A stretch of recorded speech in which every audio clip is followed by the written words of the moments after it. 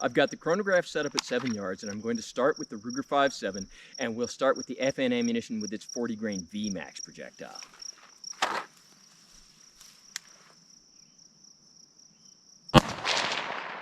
$17.18, $16.81, $16.65, $16.68, $16.85, and $17.32. Let's try another type of ammo. And now our R&R ammunition with the 40 grain deep penetrating solid.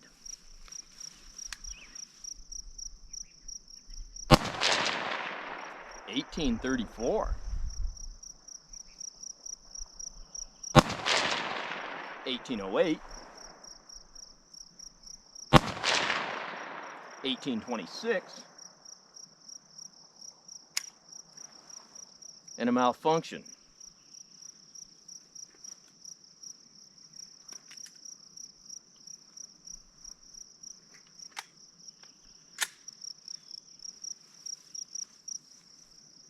And there is what looks like a pretty good firing pin strike on that cartridge. And that's not the first time that's happened with this ammunition.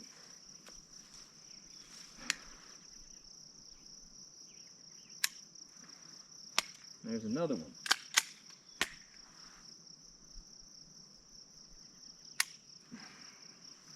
Okay, either my gun just broke or there's something wrong with this ammo. Give me a minute. Now we're still loaded with the 40 grain deep penetrating solid.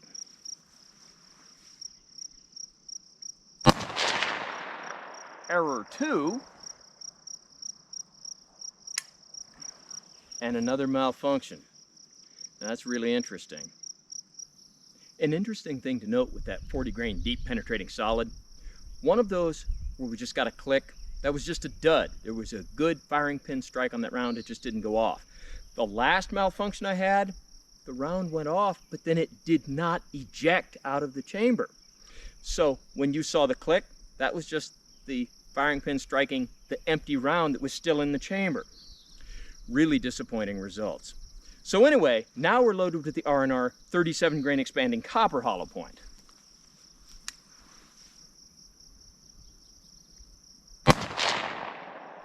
$18.96. And a malfunction.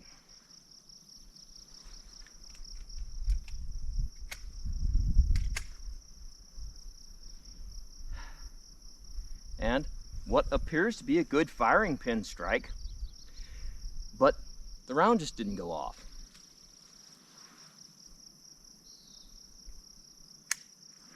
And another malfunction. Now, normally I would edit all of this stuff out, but I want you to see how the ammunition is performing.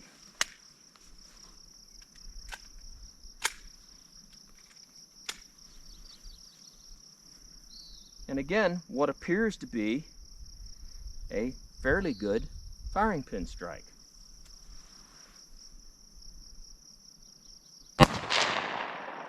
$18.93. And another malfunction. So let's try something different. This magazine is loaded with the FN ammunition with its 40 grain VMAX projectile. Let's see if this works.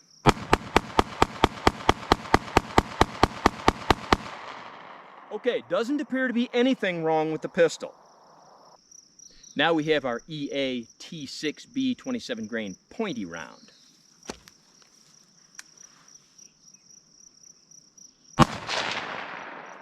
$23.90.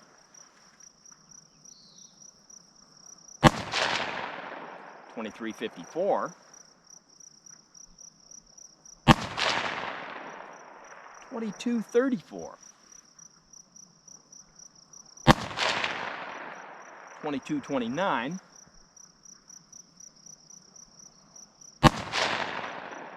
$23.25. And $23.94. Again, doesn't really appear to be anything wrong with the pistol. Let's try another type of ammo.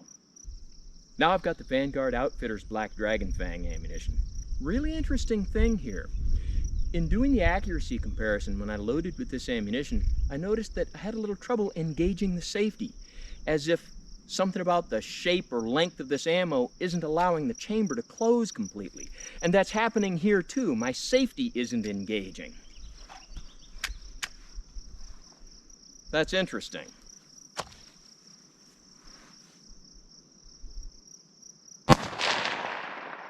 $19.52. And now the safety engages fine.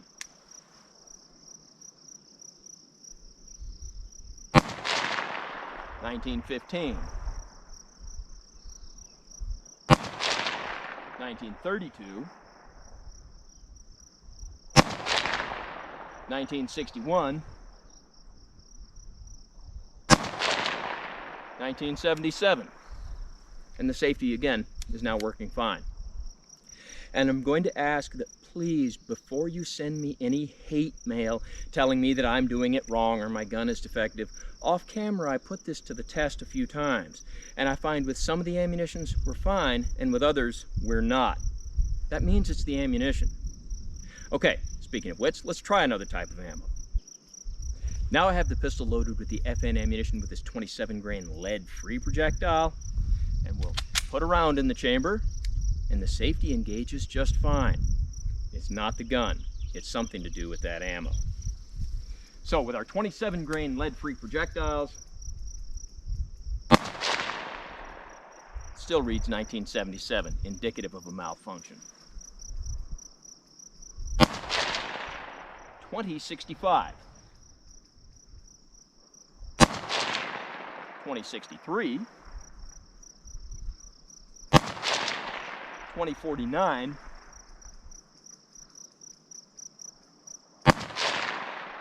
2047. 2046. 2055. Safety engages just fine. Okay, now let's see what I can do with the LC carbine. Now I have the LC carbine loaded with the Black Dragon Fang ammo.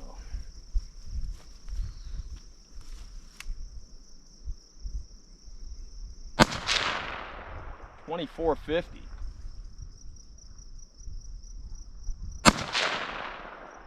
$23.98.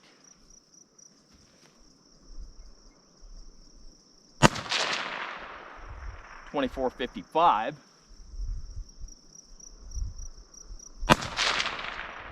$24.09. And $24.33. Let's try another type of ammo. And now our EA T6B 27 grain pointy bullet.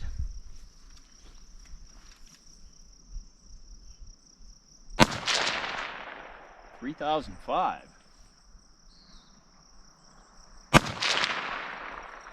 $3,005, again indicative of a malfunction.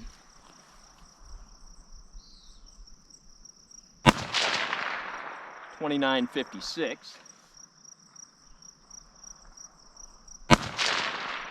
$29.61.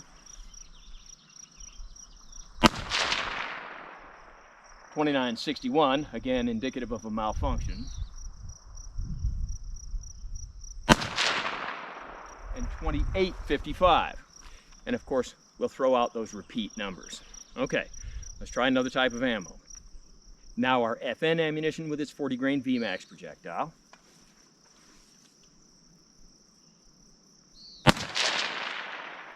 $21.13. $21.21. $21.08. $2100.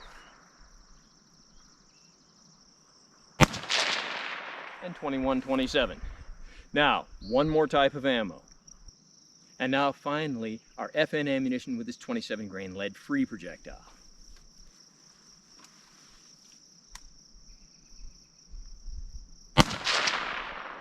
$25.34.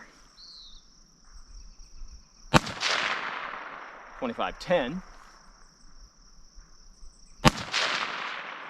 2462, 2518, 2512, and 2459. Now, let's go crunch the numbers. Well, I crunched the numbers and here they are. Now, you may have noticed I shot 7 different types of ammunition, but there's only 4 on the chart.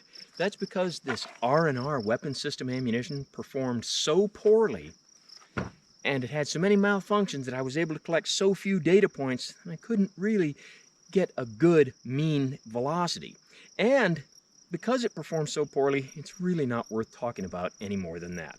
So with the ammunition that is worth talking about, here's the numbers. And it comes with the normal caveats that chronographs don't always agree with each other, and certain environmental factors like ambient temperature and elevation can affect chronograph results. There's one other thing. As I stand here next to the chart, I'm getting feedback from people saying that they can hear me just fine, but they can't see the numbers and they want to see them. So today we'll try something new, and as I discuss the numbers, I'll let you look at a close-up of the chart. Here's our pistol velocities and here's our rifle. With the FN-27 grain that we use as a basis of comparison, we get 2,054. With the EAT-6B, which is also a 27 grain, we get 2,321, which is 267 feet per second more. That's a lot more. With the FN-40 grain, we get 1,691. With the Black Dragon Fang, we get 1,947. That's 256 feet per second more, which is a lot more, but remember, the BDF is a 34 grain projectile, not a 40. So what this shows us is that our gimmick ammunitions aren't just a gimmick, they are in fact powerful. Now when we go over here to our rifle velocities, we would expect when we go from the pistol to the rifle we gain velocity, and that's just what we got. All of these gained 400 plus feet per second, except for the T6B, which gained 623. That is a lot more. Now when we're talking about pistol caliber carbines like 357 Magnum, 44 Magnum, 9x19, we frequently see significant gains in velocity over what we got in a pistol. But with 5.7x28, we see a gain that is a lot. So for everybody that wanted to do their own number crunching, there it is. And thanks for watching the abbreviated results of the chronograph video.